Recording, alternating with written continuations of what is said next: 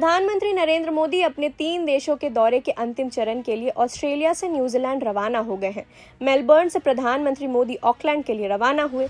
अब उनकी इस यात्रा का आखिरी पड़ाव न्यूजीलैंड होगा, जहां वो दोनों देशों के बीच संबंधों को और मजबूत करने के लिए कई अहम बैठकों में हिस्सा लेंगे।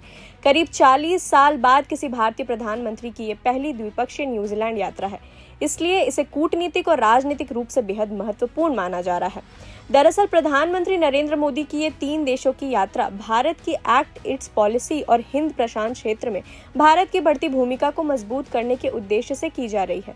इस दौरे की शुरुआत इंडोनेशिया से हुई थी। इसके बाद प्रधानमंत्री ऑस्ट्रेलिया पहुंचे और अब वो न्यूजीलैंड पहुंचेंगे।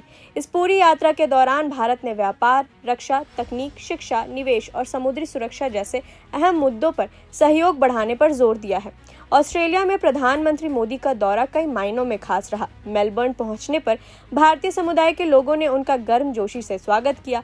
बड़ी संख्या में भारतीय मूल के लोग तिरंगा लेकर प्रधानमंत्री के स्वागत के लिए पहुंचे। प्रधानमंत्री मोदी ने भी लोगों से मुलाकात की और भारतीय समुदाय को दोनों देशों के रिश्तों की मजबूत कड़ी बताया।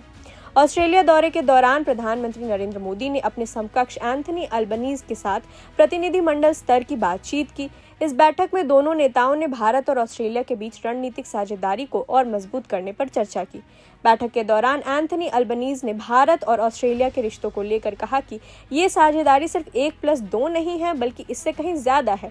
इस पर प्रधानमंत्री नरेंद्र मोदी भी अपनी बात रखते हुए कहते हैं कि आपने बिल्कुल सही कहा, एक के पास एक होता है तो 2 होता है, लेकिन जब एक के साथ एक जुड़ता है तो 11 हो जाता है।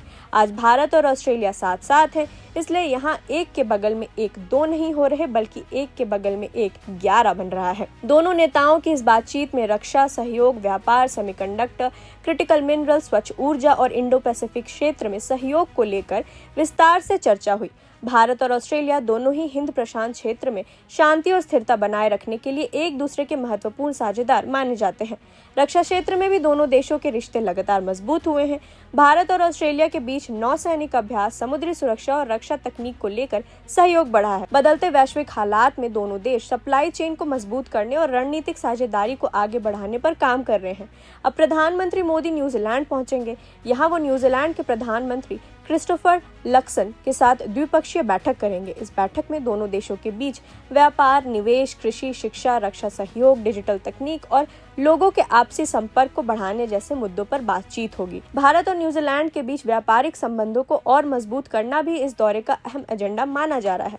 भारत जहां दुनिया की तेजी से बढ़ती अर्थव्यवस्थाओं में शामिल है, वहीं न्यूजीलैंड कृषि, डेयरी, खाद्य प्रसंस्करण और नवाचार के क्षेत्र में मजबूत स्थिति रखता है। ऐसे में दोनों देश एक दूसरे की क्षमताओं का फायदा उठाकर आर्थिक साझेदारी को आगे बढ़ाना चाहते हैं।